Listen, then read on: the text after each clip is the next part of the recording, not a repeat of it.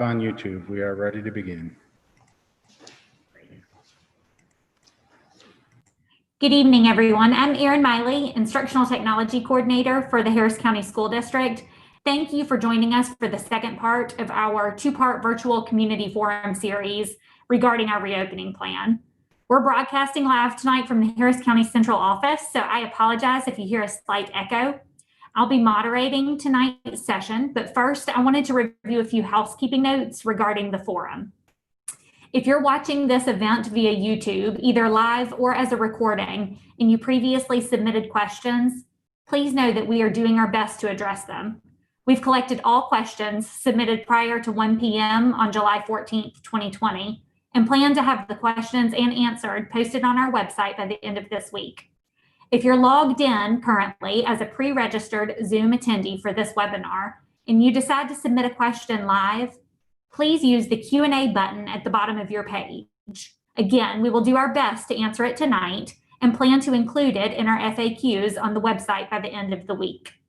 If you do submit a question, please keep your contributions helpful, respectful, and considerate of our other participants. Thank you for your interest and support. I would now like to introduce our superintendent, Mr. Roger Couch.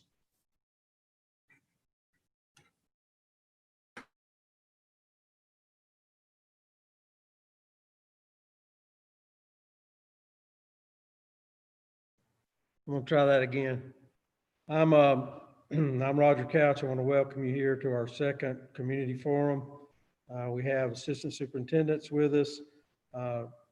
Shalia Baker, who is the assistant superintendent in charge of student support services, Dr. Dave Denny, who is in charge of curriculum, and the assistant superintendent for maintenance operations and technology is Dr. Justin Finney. And then we have Ms. Stacy Carlisle, who is the assistant superintendent in charge of human resources. Also with us is our special ed director, Mr. Phil Johnson. We're going to do what we can to answer the questions that some of the additional questions we received last night and today. We're going to address some of the issues that seem to continue to be a problem, and we'll do the best we can to answer those for you. We'll be answering some online, and a lot of them we'll be answering directly. Before I get into some of the comments I want to be sure that you're aware of from the governor's office, I want to touch base on the general overall arching theme of what we're trying to do. We want to do everything possible to keep your students safe in school. However, schools and buses, for example, are based on numbers of students. So over the years, we have purchased and built buildings based on having, at the high school, for example, we did an extension when we went over 1,400, moving towards 1,700 students. We put on 2 additional short wings. You may remember that.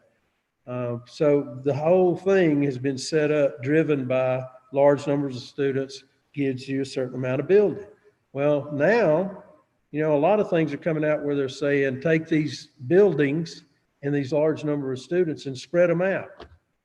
Well, that's not really feasible because the building was constructed to house them in large groups. Normally, we feed 350 to 400 students at a lunch shift.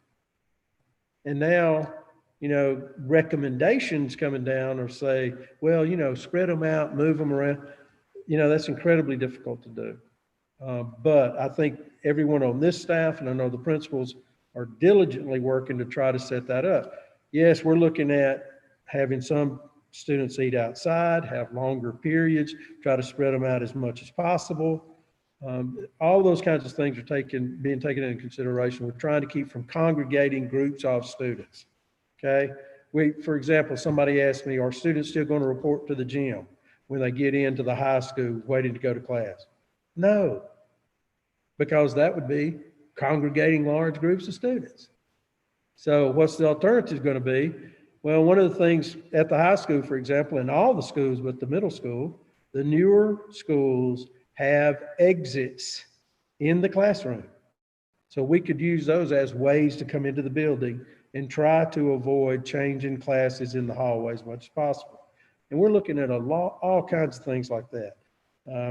Dr. Finney's going to go over some of the equipment that's being purchased, things that are being organized for sanitation. We're developing a really good program in this county to open schools back up. However, I can't assure you that it wouldn't be better for your child to be on online learning. Now, as far as online learning is concerned, Dr. Denny, Aaron Miley, and others, along with all the principals and the assistant superintendents in this room, what we do with online learning this year in August is going to be light years beyond what we did at the end of school last year. Because, hey, it looked bad second week in March, into March, that's it. You're going home March 12th. Teachers, you got one day to get ready for it. Good luck. That's just the way it went.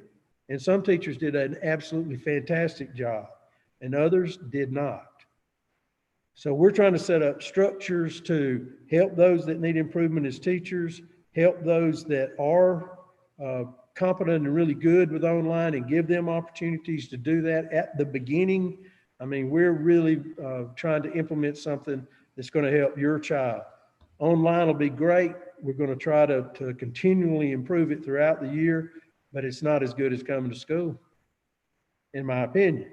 But you have to make that decision. What is it your family has to take into consideration? The health level of the adults or the grandparents that your child will be around. Those kinds of things are things we're taking into consideration. We'll do what we can to prevent the spread.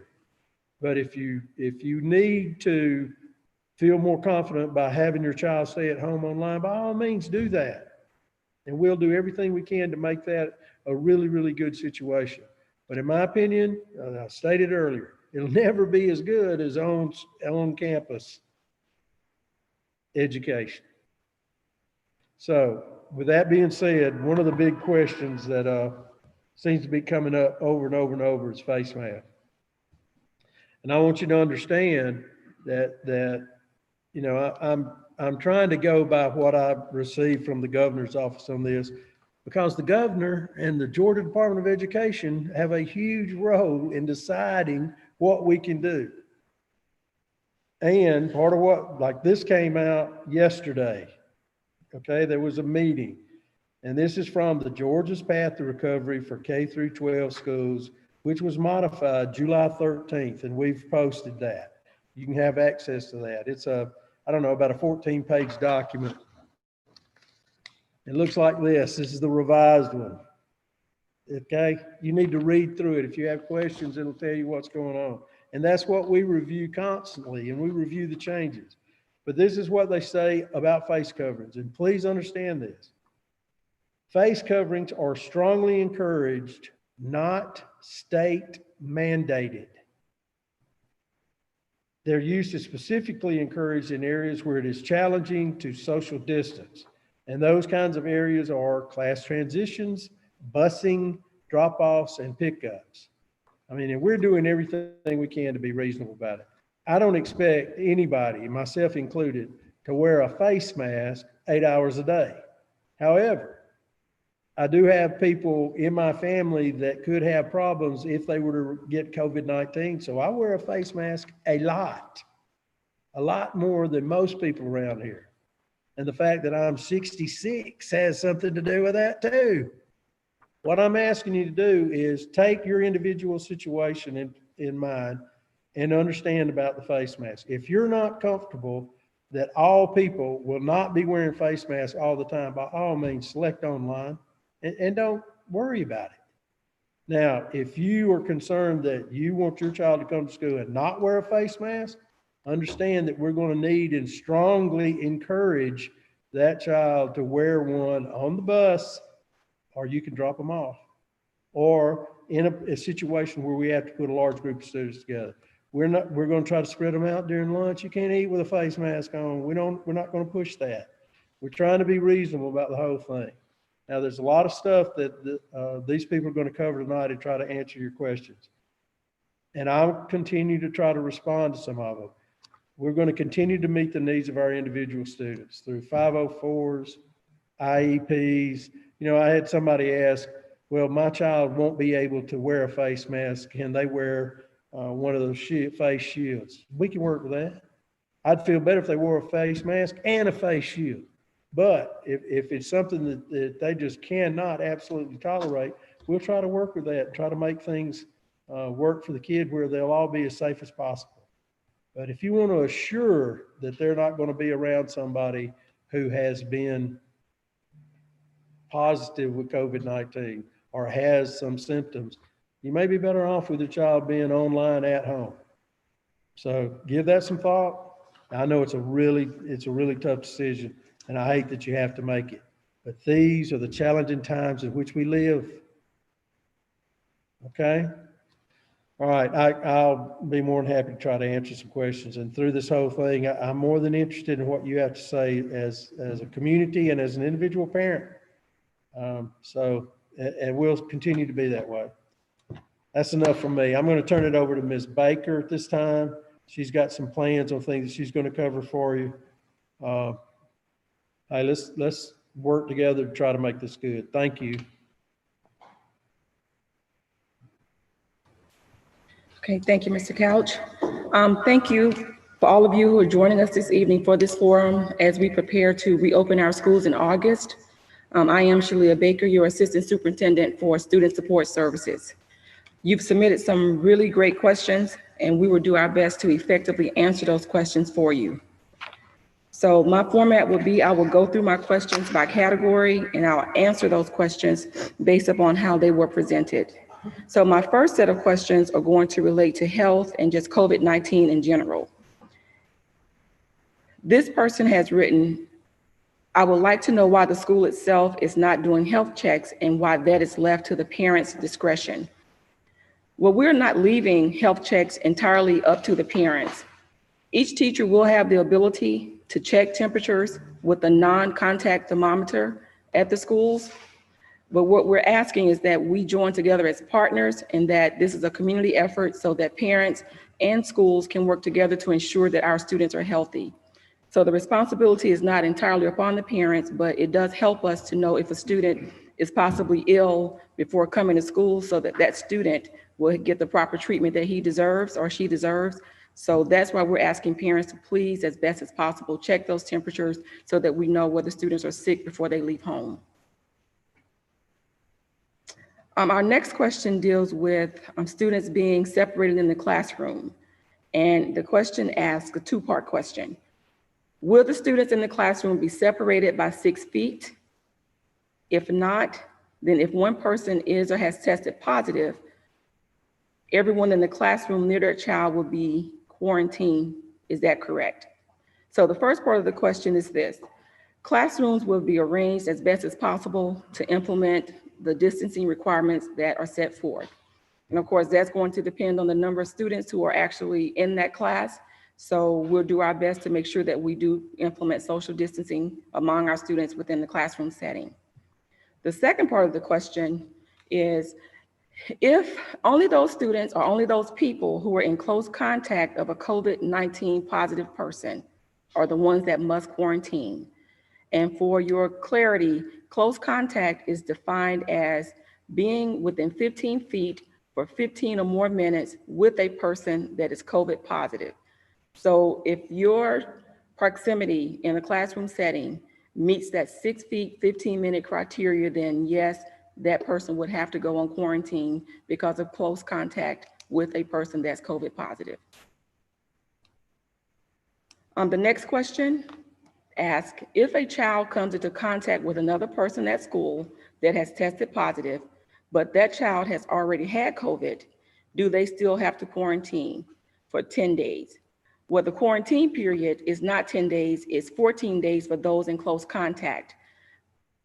If your child has been in close contact, whether they've been identified before with COVID positive or not, if they are not COVID positive at the time and they've been in contact with the person who is COVID positive, then yes, that child will have to quarantine for 14 days. Our next question, will the school be required to notify all parents that have had contact with a student or teacher who tests positive? And yes, we are currently working on a protocol that we will work with the schools to develop a messaging system that will notify parents if a student or an employee in a school tests positive.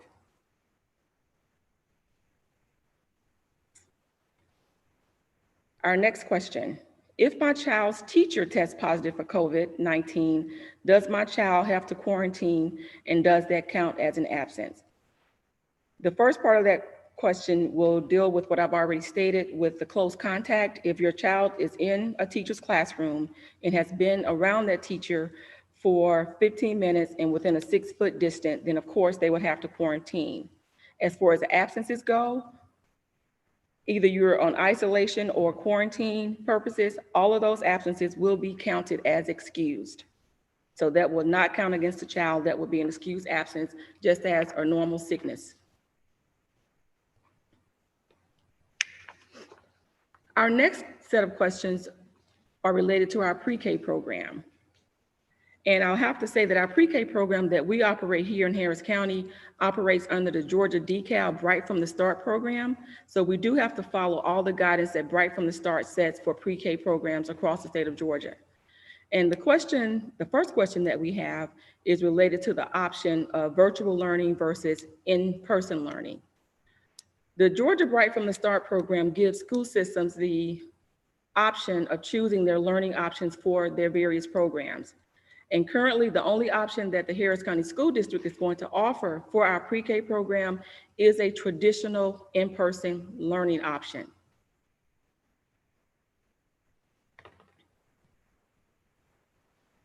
Also in relation to pre-K, and we understand that this is a concern because some pre-K students or parents have students that are going to pre-K, and those students have never been into a school setting as large as the schools that we're going to be putting them in.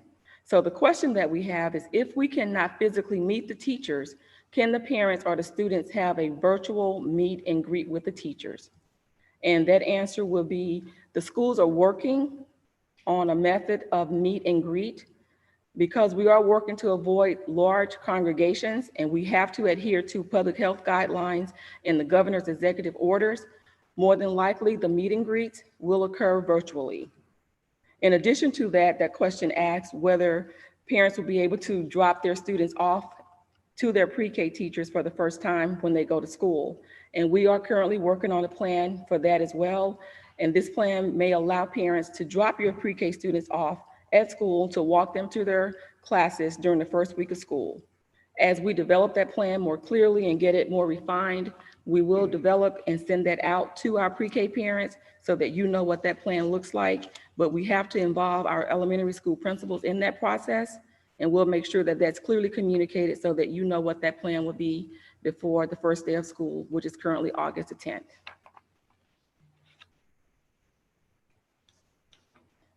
Our next set of questions relate to our school nutrition program. And as many of you know, we did serve in the communities from March until May because we were closed for COVID-19 school closures. But when we operated that program, we operated based upon a waiver that was granted to us that allowed us to go out into the various communities to serve our students. So the question that we have is, why do meals need to be picked up on a daily basis? And can we conduct the meal program like we did in the spring? As of right now, we do not have a waiver to serve meals as we did during spring school closures. We've submitted a waiver to the DOE, who has to get approval from the U.S. Department of Agriculture to allow for that option. If that waiver is approved, then we will look at a plan for meal distributions like we did in the spring. But as of right now, we have to serve our school lunches based upon our previous plan, which is to serve from the actual school cafeterias. So in addition to that, in order for us to make a really good assessment to know how we would actually serve, we need to have a good estimate of the number of students who actually choose in-person learning and the number of students who choose virtual learning so that we can do some preliminary plannings. Either way, we will work on a meal distribution plan that is going to be feasible for both the parents and the school nutrition staff at each school. And the second part of that question is, what is the plan for lunches? So I'm going to explain to you the plan for in-person and the plan for virtual learning. For students who attend school in person, they will eat breakfast and lunch in schools' cafeterias or any other designated area that the school has set aside for eating at school. They will follow the same process as they would in the normal school day so that they will eat with their classes based upon the school's guidelines. For the plan for students who actually opt for virtual learning, that's going to look a little bit different. The parents of students who have virtual learning option will need to communicate with their school on the number of meals that will be requested. Once we have a clear number of the students who have chosen the virtual learning option, we will communicate that plan again to let you know what this will look like for those parents. We will let you know what the pickup points are, what the times are, and the locations, so that parents would know what is required. But what will be required for sure, in addition to the numbers, we would need to know the student's full name as well as the student's meal ID number so that cafeteria managers can code these meals adequately. And we'll prepare those meals based upon the number that are requested by each set of students at each school. And then my last section deals with our extracurricular or after-school activities. And the question that we have here is, how will extracurricular activities be handled, such as band, and will those extracurricular activities be conducted? Yes, extracurricular activities will be conducted. However, in order for us to adequately answer that question, you would need to contact your child's school to find out more information on each extracurricular so that you will know how that extracurricular is operating and what their requirements are for each of the students in that program. And the last question is, will the after-school clubs be available and will that be an option for virtual students? Yes, after-school clubs and extracurriculars will be offered to both in-person students as well as virtual students. And so that concludes the section of questions that I have. If you have additional questions, please put those into the Q&A and we will do our best to answer those questions for you so that we can make sure you make the best decision for your child. I will now turn this over to Dr. Denny. Thank you. All right, good evening, and thank you for tuning in with your questions. I'm going to go through quite a few curriculum and instruction questions. I've also updated the Harris County District reopening plan, so if you get a chance, please go out there. I've made highlights in yellow to note the updates that have been made. So question number one, what do we do if we selected the wrong learning option or want to change our choice prior to the beginning of the school? Complete the survey found in Parent Portal again for us. We are actively looking at the entries and deleting the oldest entries if they are duplicate and going with the newest entry that we have. Once we've made, oh, I didn't start my video. Oops. My video on? Yeah. You're good to go now. Thanks. Thank you. Once we've made our selection per student, should we receive an email confirmation of our choice? If you choose in person, you're not going to receive a confirmation. If you chose homeschool, someone will be calling you soon to unenroll your child. If you chose virtual, you will hear as soon as we get the classes and teachers set up, they will start contacting you to let you know who your virtual teachers are and getting students registered for Edgenuity and GABS classes. Where can we find supply lists? Supply lists for in-person schools should be listed on each school's website. If you cannot locate the supply list, you will need to contact the school. Once virtual teachers are set and rosters are created, those students will receive a supply list from those teachers. Will teachers' requests be honored when students switch from virtual to in-person? Will they remain with the same teachers? Staffing needs will be prioritized over teacher requests. As the district gets more information on virtual school enrollments, decisions will be made as to who will staff virtual classrooms and in-person class rosters will be adjusted. Will we have substitutes for virtual teachers who are absent? That depends on the length of the absence. If the virtual teacher is expecting an extended absence, we will have a substitute, but if it's a single day or two, we probably will not. Do children in the same household have to choose the same learning option? No, just make sure to fill out a separate copy of the survey for each of your children. If virtual students decide to go back to in-person after the first 9 weeks, will they be placed in the class they were originally scheduled for Probably not. Staffing will be shifted to meet the needs of the district and no places can be held. Will virtual instruction follow a standard school day? Yes, students will be expected to be available during the standard school day. While virtual instruction may not take place all day, the student is expected to be available. Our expectation is that the only difference for virtual students is that they will see their teacher through the computer screen. We're getting a lot of questions pertaining or asking, will our student be sitting in front of the computer from 8 o'clock till 2:30? And the answer to that is definitely no. However, the teacher may have 20 to 30-minute segments where they break and do activities and then come back. So again, we're expecting that the student is available the entire school day. Will virtual students have homework? Yes. How will grades be taken for virtual learning? Grades will be based on content mastery and assignments student complete, just like in person. Will parents be required to monitor virtual learning during virtual hours? That is a parent decision. If a child has to be quarantined due to COVID exposure, how will they continue their learning? We will follow the same procedures as in the past with students getting makeup work. This will be achieved through Google Classroom with the student's classroom teacher. If a student does virtual learning for the first 9 weeks, what will they return to? After that first 9 weeks or the first 18 weeks, they can continue with virtual, or they can select to come back in school option. This is not an entire year decision. If the student chooses virtual instruction at the high school, how will their courses be scheduled?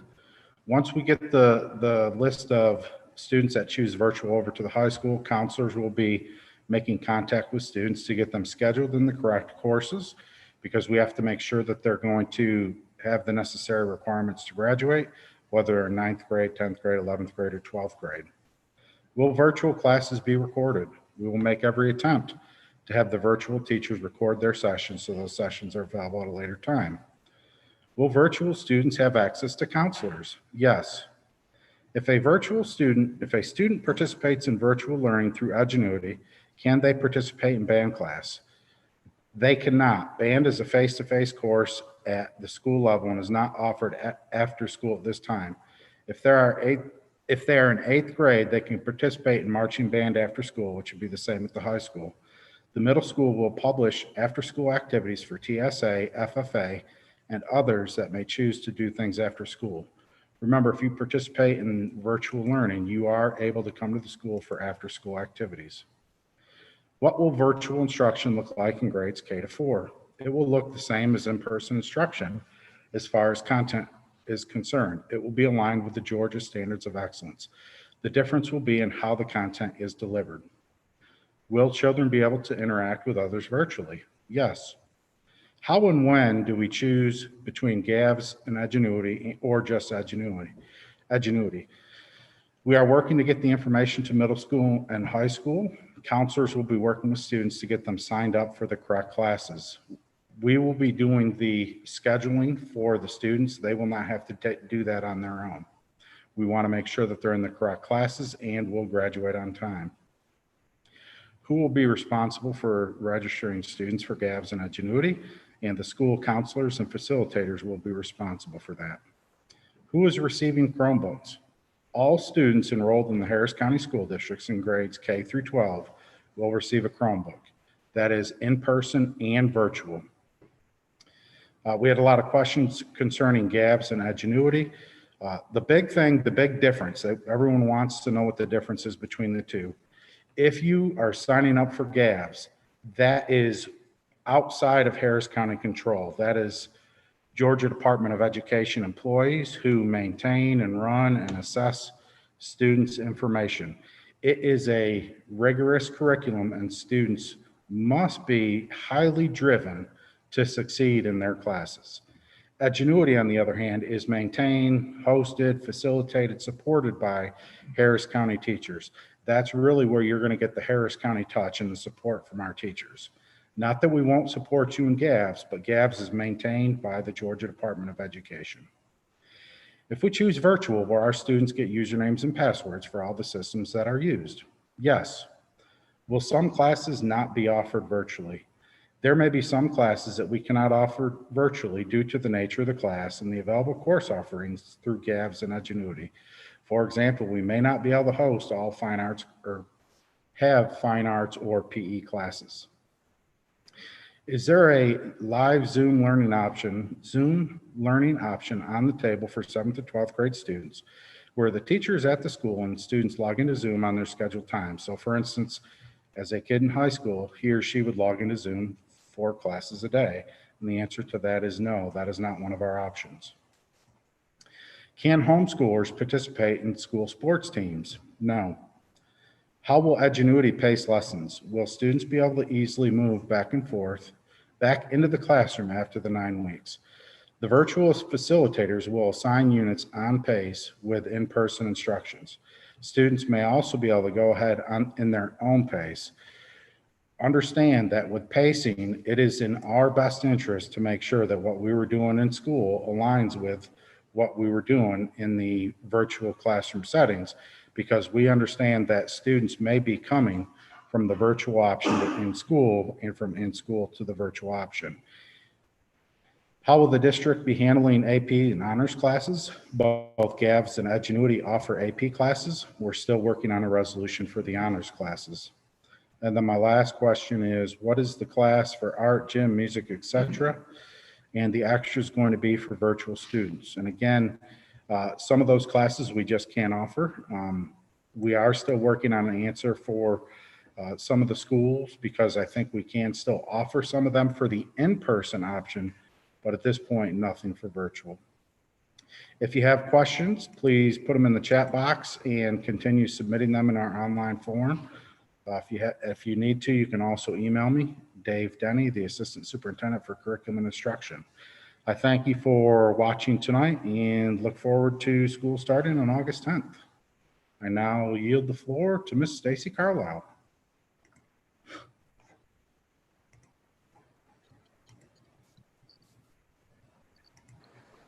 Good evening. I wanted to start out and say that all of us here at the school district, we are working very hard to provide safe and healthy schools and workplaces for our employees and our students. So just know that we are working very hard, and we appreciate all of the questions that are coming in, and we appreciate all of you that are participating this evening. So a few questions, and many of these will sound similar to the questions that Ms. Baker answered earlier. However, many of these things and these guidelines from the health department, I think it just doesn't hurt for us to hear it repeatedly until we really understand it. And we are going to be communicating more with you about those guidelines in a way that you can understand situations that may come up with your child or your child's teacher throughout the year. Okay, the first question. If a teacher is positive or a student is tested positive for COVID-19, will the entire class have to quarantine for 14 days? And the answer is no. And there's a couple of pieces in that question. And we're talking about a positive test, and we're talking about what is quarantine. So the answer is no. Before we go any further, it really does not matter if it's a teacher or a student. Any individual, teachers and students, employees, staff members will all be treated the same when it comes to COVID-19. So the answer is no. If an individual is positive, that individual will be required to isolate at home for at least 10 days. If you are COVID positive, there is a 10-day minimum isolation at home. After that 7th day, if the individual is improving, if they're free of symptoms, and that goes for days 8, 9, and 10. If there's no fever, respiratory issues are resolving, they're symptom-free, there is the possibility they could return on the 11th day. Now, quarantine has to do with close contact. So if an individual in a classroom is COVID positive, okay, we know the COVID positive individual will isolate at home for a minimum of 10 days with the possibility of returning on the 11th day if their symptoms improve and they are fever-free. Now, what does that mean for those that are in close contact? As Ms. Baker shared, close contact is defined within 6 feet for 15 minutes or longer. So if you are in close contact, so we as the school district, we are going to communicate with you very clearly. We're going to be transparent, and we're going to share with you diagnosis or test positives like this. So if a child is in close contact or an employee is in close contact, the employee or the child's parents will be notified. Close contact does require a 14-day quarantine at home. So close contact does require a 14-day quarantine at home. And many people ask, well, why is that?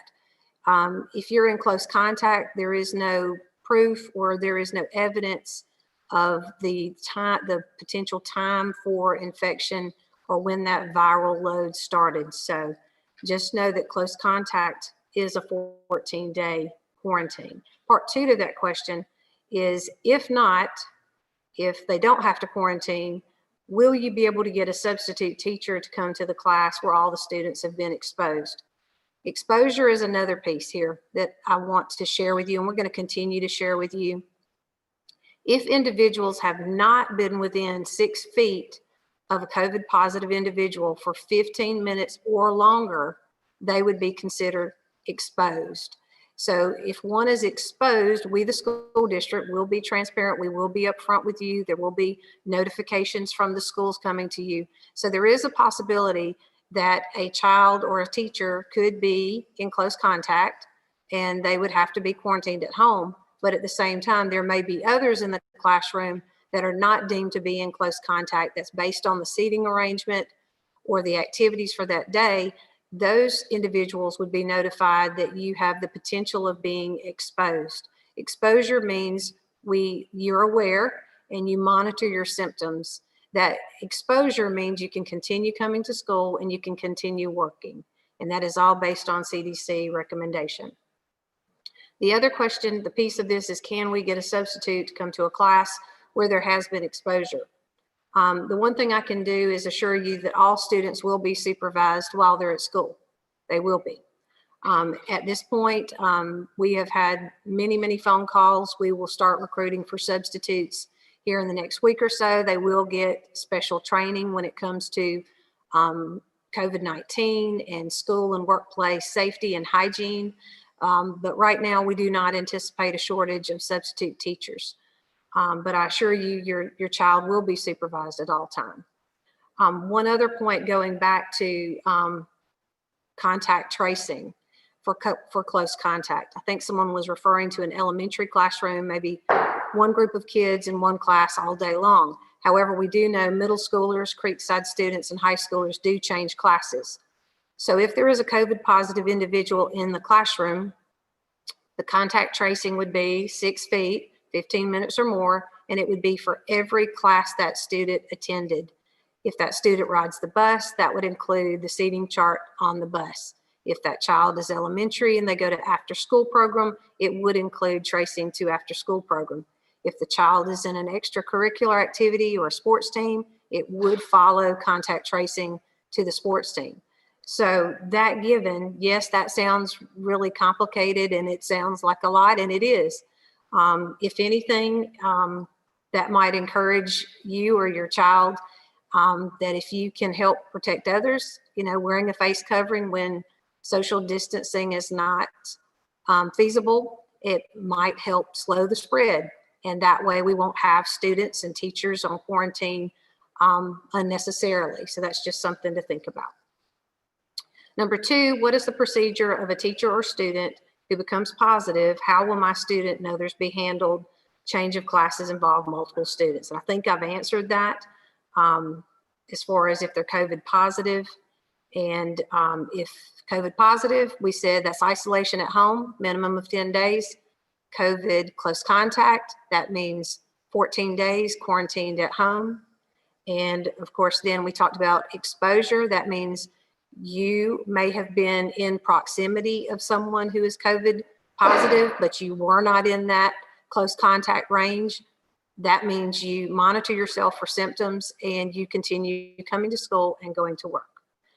Next question, individual said, I want clarification on symptoms of COVID. My daughter typically gets multiple runny nose episodes throughout the year for a few days at a time In this instance, I would have to keep her home from school each time. That was the question. Headaches are also considered a symptom for my middle schooler who has frequent migraines. I think we can all agree, COVID or no COVID, children and adults are going to have seasonal allergies. That's not going to go away. We will have headaches. People will have headaches. Those will continue. There will be stomach aches. Those things will be continuing on. We can't change that. And they will be managed as they always have been. We will have students that will cough and cough, and we will continue to be if there is concerns about multiple symptoms. However, I think we can all agree that if you're sick, one needs to stay home. So for this parent, I don't want you concerned that if your child has allergies, they will be quarantined all through allergy season. So we're going to be practical, but we're going to be safe, and we're always going to stay in touch with our medical experts. Next question, I think it's next to the last. It says, did we and can we still put in place a COVID preparedness team led by a public health expert to thoughtfully consider policy and procedures for socially distancing at each school? And Ms. Baker and myself, and also Dr. Finney, we are in touch with the Department of Health. Right now, it's just about daily, and sometimes more than once every day. So we've got a great relationship with them because we ask for advice and updates. We have partnered with them. We are following the Georgia Department of Education guidelines, and our local Department of Health is also in sync with the State Department of Health. Question, can't they come up with spaces outside? Schools, principals are already hard at work, working on how to use outdoor spaces as much as possible. I did get a comment through the question feed that a lot of people are calling the schools and they're not getting an answer on the phone. Keep in mind, our clerical staff has not returned. That's a gradual return. And our principals are not right by the phone right now because they are out across the building. They're measuring, they're looking at cafeterias, they're looking at classrooms. They are trying to maximize their space. Next part of that question is also, our class size is going to be smaller. Now, we do expect smaller classes due to your input online for virtual or homeschool options. So we do expect smaller classes. Another question that was from this individual is, will the desk be 6 feet apart? Every effort is being made to space the desks as far apart as possible. Many principals are working hard to move excess furniture, non-essentials out of the room so we can space those desks apart. However, every classroom is not the same size. Every class roster is not the same size, but we're making every effort to space desks apart. Another piece of this individual's question is, will hallways be marked as one way? Each school has a different floor plan. Each school has different paths for travel. I know the principals are assessing that. I cannot guarantee that. However, I know inside transitions, outside transitions, staggering classes, all of those things are being considered because we want to decrease any chance of spread. Another suggestion by this individual was seating students diagonally at lunchtime, having lunch outside, under bus ramps, and they also mentioned no assemblies.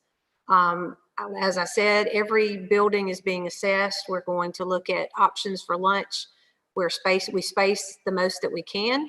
We do have to keep in mind weather and our equipment and safety, but every effort is being made to provide comfortable and safe lunch settings for our students. And the last question that I will be answering tonight is, if a child comes into contact with another student at school who has tested positive, but my child has already had COVID, do they still have to quarantine for 10 days? And that is a great question. That is very timely. I had that question posed already this morning, and I have reached out to the Department of Health for guidance, because we could have, let's say, a family member at home is COVID positive. If a child lives with someone that's COVID positive, if you reside in the same home, that is considered close contact. So that would mean a 14-day quarantine. But let's say an individual let's say a child is COVID positive and they're recovering, and then another family member is tested as COVID positive. Right now, we do not have a clear answer on that. However, I have reached out for a response, and we will be publishing that as soon as we get that answer. Several people have mentioned negative test. What if my child or a parent has a negative test and then another negative test in 24 hours? Does that change the length of quarantine or isolation? And it does not. Antibody test and negative test have not been identified as valid as a proof of immunity. And unfortunately, we just don't have that at this point, I don't think, in the health community, and that's not documented. I just want to say thank you for your continued support. We are making every effort to make 2021 a good school year, a positive and successful school year for our students and for you parents as you are working hard and trying to get ready, trying to get your child ready. And to our teachers, staff, and employees, we are looking out for your safety and your well-being as well, because you've got a tremendous job ahead of you, as you always do. And we look forward to, we'll be talking with our staff members on Thursday in a similar forum for our benefit to help us make decisions. So we look forward to hearing from our staff members. Thank you again for your continued support. We appreciate your participation and your input. And at this point, I'll pass off to Dr. Finney. Thank you, and good evening to everyone, and thank you for being here. A lot of what I will tell you may sound familiar. It could cross over to some of these other areas that they've already provided you with some information, but there are a few instances where there's some detailed information that I want to make sure you have. Of course, you've already heard a lot about the classrooms, and we have over 400 classrooms of various sizes that we have to plan for and try to arrange space for. And that's a monumental task. One thing I can tell you is that we are attempting to maximize every bit of space in those classrooms to maximize distancing. We're asking teachers and people in those spaces to remove any non-essential furniture, areas, items that may take up space that we could use to distance students. So another question that I get a lot is people would like to know if there's going to be plastic shields or barriers in the classrooms. Right now we're exploring that option. Some of those options are expensive, but we have recently learned of some lower cost options that may be feasible. So we're looking at those. So we will know more in the next day or so about possible plastic or polycarbonate barriers in those classrooms that would be easily movable with the student to different areas in the school as well. So we're excited to explore that more. People are also asking about barriers around the schools as far as at the reception areas. At the reception areas, you will notice that schools do have tempered glass and some barriers that you will see to help separate people and maintain a healthy environment. So most of the reception areas, you will see those at the schools. And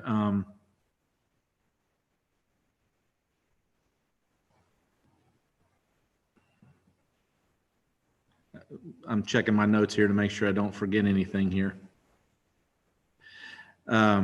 So that's how our classrooms in our school are going to look.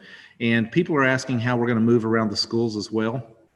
And especially to and from recess, to and from different classes, cafeteria, and so forth. So I'll go into the cafeteria just a little bit more.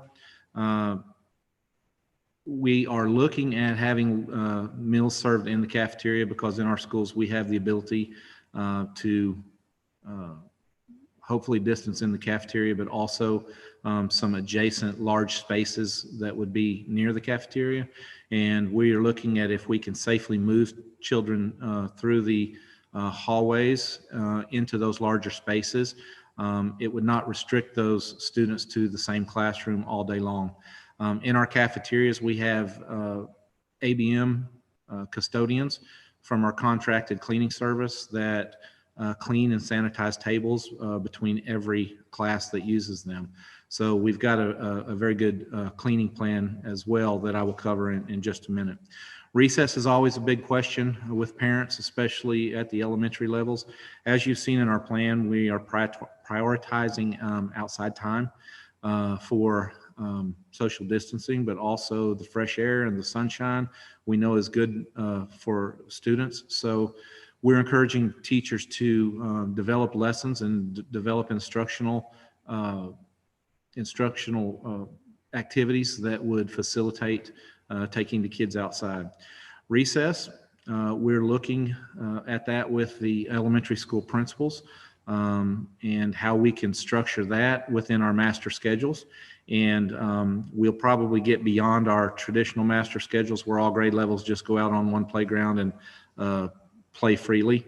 It will be more controlled and more organized, but I can reassure you that outside time is going to be prioritized. If you have any other questions about cafeterias, recess, moving around the schools, just contact me via email and I can try to help get you those answers. As mentioned before, most of our newer buildings have outside exits in each classroom that we would be able to facilitate moving around the school instead of everybody going into a crowded hallway. With careful planning and deconfliction of space, we would be able to hopefully move, weather permitting, of course, outside in a safe and effective way. Cleaning and sanitizing is big on everybody's list. I have a question here about, in the past, teachers have requested Lysol wipes, hand soap, hand sanitizer, tissues in their rooms to reduce the spread of germs. With these items being in such short supply, and they are, you may see some of these items suggested on a supply list. It will be best if students have possibly, if possible, an individual small hand sanitizer that they could use. We are encouraging parents to ensure that their students have a face covering available when that is needed in the schools. Our cleaning and sanitizing program is very robust and enhanced. As I said, ABM is our contracted custodial cleaning service, and they are all trained in appropriate cleaning and disinfection using the appropriate viricides and cleaning products that are EPA approved and non-toxic and approved for schools. And we've been using those viricides for years.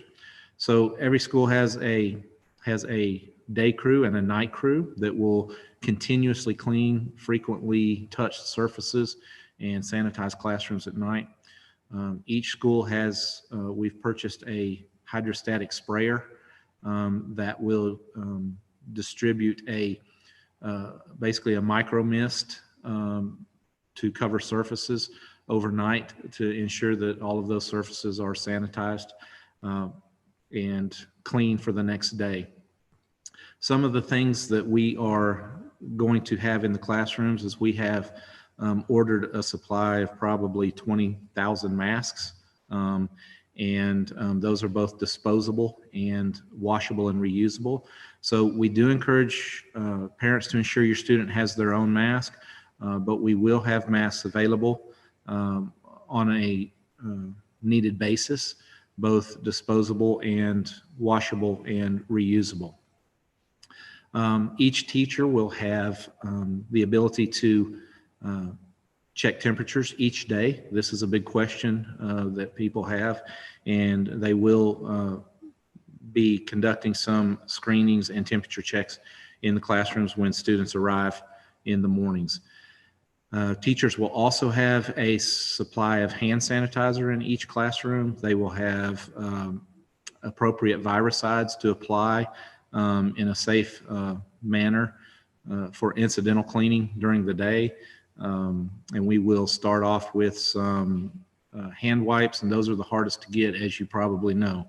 So those will be a limited supply. We do have, through our custodial services, ABM, we've already ordered and received most of our supply for hand soap, paper towels, toilet paper, the viricides that I spoke about. And what we've done is calculated what we used last year and an estimated increase to ensure that we have enough this year as well.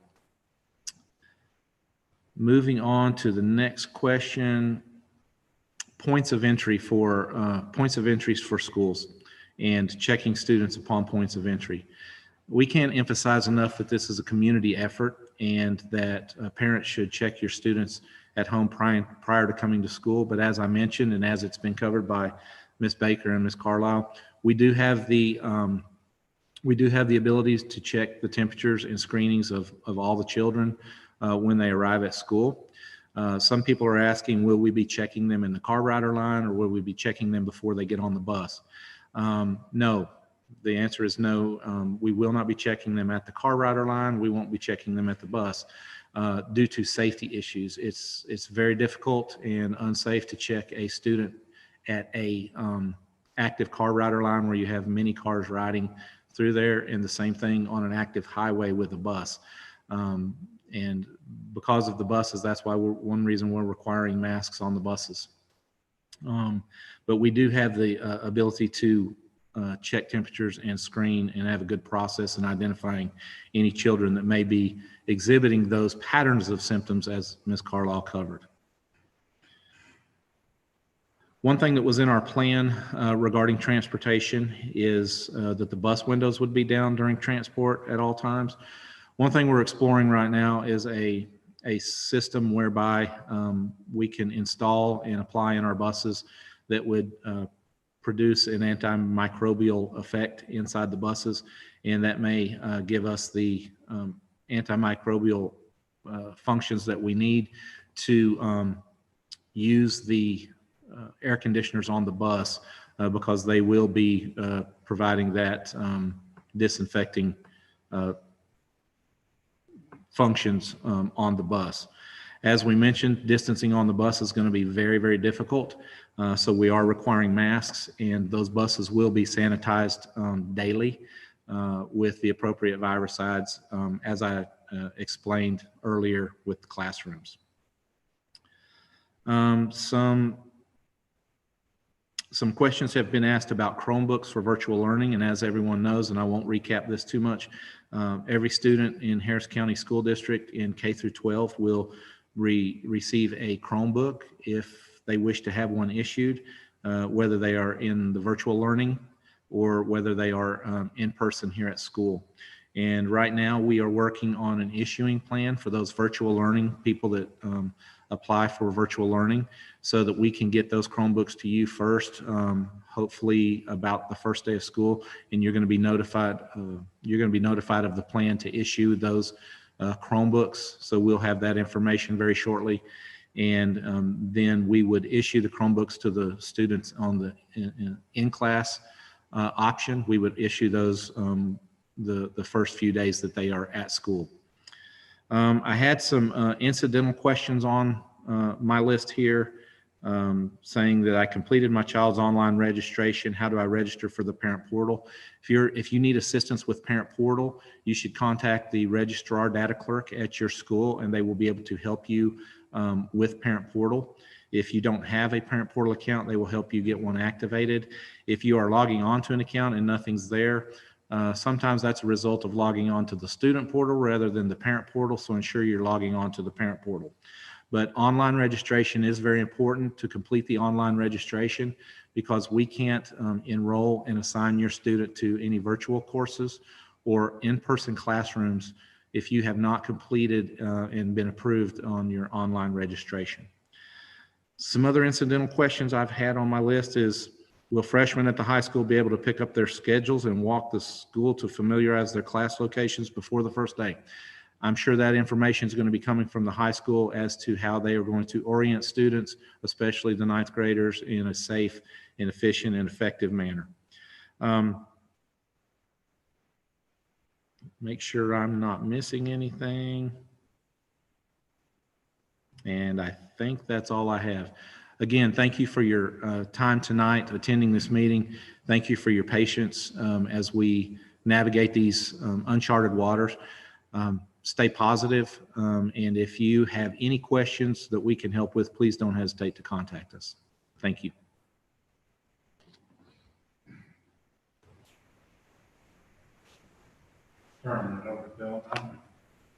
Oh, I'm sorry. I'll turn it over to Mr. Philip Johnson, Special Education Director. Thank you for the opportunity to share plans for the special needs department here in Harris County. We'll just start with, we have multiple questions, so I'll just start with question number 1. My child was in the process of being tested for learning issues when school closed. Will that data be able to be used when school returns? The answer is yes. We're going to go back to December 2019 through the school closure for any data that was collected. Of course, we'll use that to help assess any special needs at that time. Another question, if we choose virtual, we have an IEP meeting to discuss that process. Absolutely. Your case manager will call you to set up an IEP meeting to do an amendment if that's the choice that you make. And of course, that meeting may be virtual, but once your selection is made, your case manager would contact you. Another question, if my special needs son returns to the brick and mortar school, will we get the same IEP we had before we chose virtual? Yes, your original IEP would be valid when you decide to return to our school sites. And I think the most popular question I've received, and this may take a minute to answer, so I ask that you bear with me, is, excuse me, how will IEP services be handled if my family chooses virtual learning? So let me recap per grade span. If your child is in grades 7 through 12, that would be a middle and high school student with an IEP, you would choose the virtual learning option for Edgenuity. You heard Dr. Denny discuss that we have more access to Edgenuity and Harris County teachers have more implementation involved with Edgenuity. So we would suggest for our special needs population that would be the virtual choice you would make. You would be assigned a special education teacher to help facilitate that program, as well as you'd probably utilize additional software packages that we have in our district, like Flowcabulary or Unique Learning. The teacher might augment the Edgenuity with some other modules that your child's probably already familiar with. And of course, the IEP goals would remain the same as determined by the IEP team. Now, if your child is in grades K through 6, it will look a little different. Students with an IEP would be assigned a special education teacher to augment the lessons provided by the general ed teacher. So it would be a partnership, so to speak, through Google Classroom or Zoom capabilities. They might be utilized. And in addition to those district platforms I mentioned for elementary school, like Flowcabulary, MobiMax, Unique Learning, platforms that, again, your child is probably already familiar with. And with an elementary school setting, most of your children are already working with general ed and special ed teachers as a team effort, and that would just continue. Of course, it would be virtual.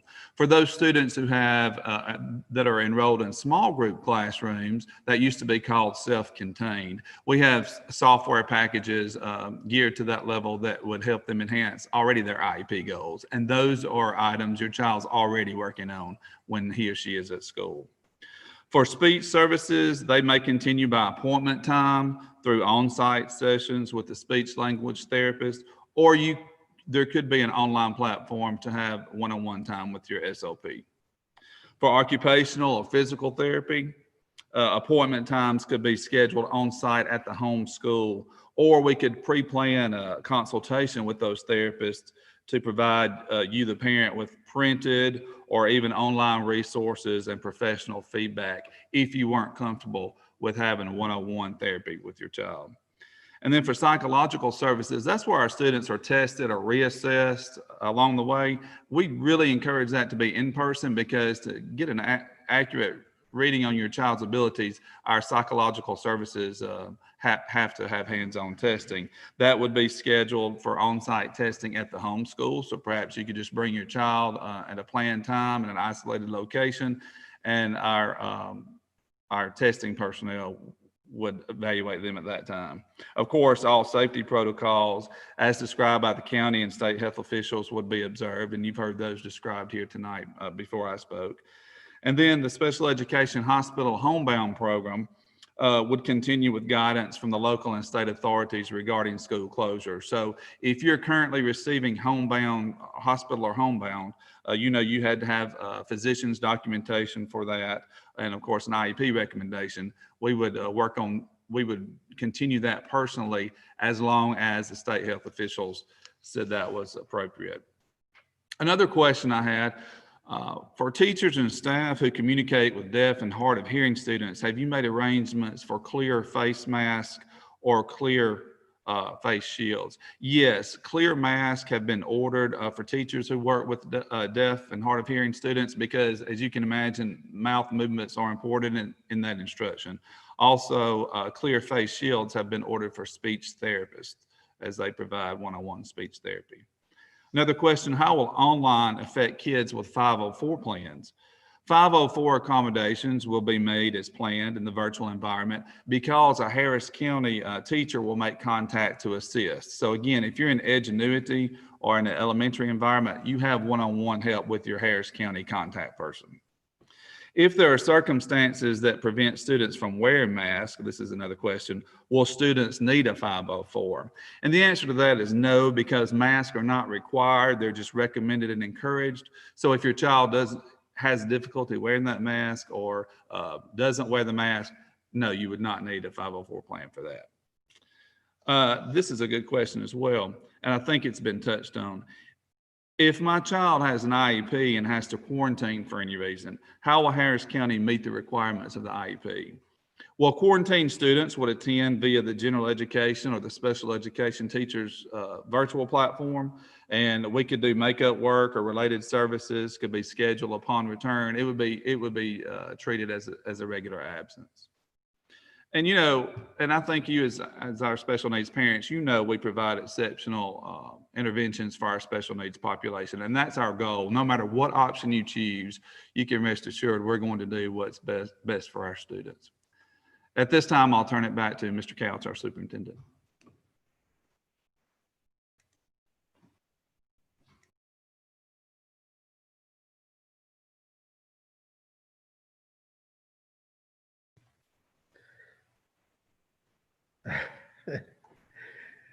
Dave, will you take a picture of?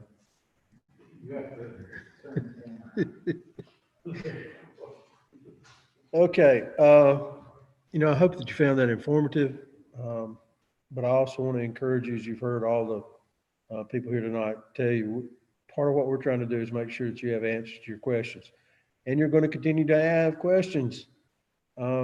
Email. We may have more of these meetings. We may ask principals to have similar kinds of formats for you to be able to tune in. We want it to be something that you find informative, primarily in order to help you make a decision at this point of what we're doing. I think this is a good step in the right direction, and I hope you understand and realize, a lot of the people here have been in this system for a long time, and we've done that because we enjoy working here. We enjoy this community tremendously. We are part of this community. Our kids have gone through these school systems because we knew it was such a strong system, and we want to do everything possible to maintain it that way. And we'll continue to work with you and try to meet all the challenges that we all have before us. But I do appreciate your patience. I appreciate your questions, and I appreciate you tuning in tonight. So, be safe, wear a mask, and, we'll talk with you later, okay? Thank you very much.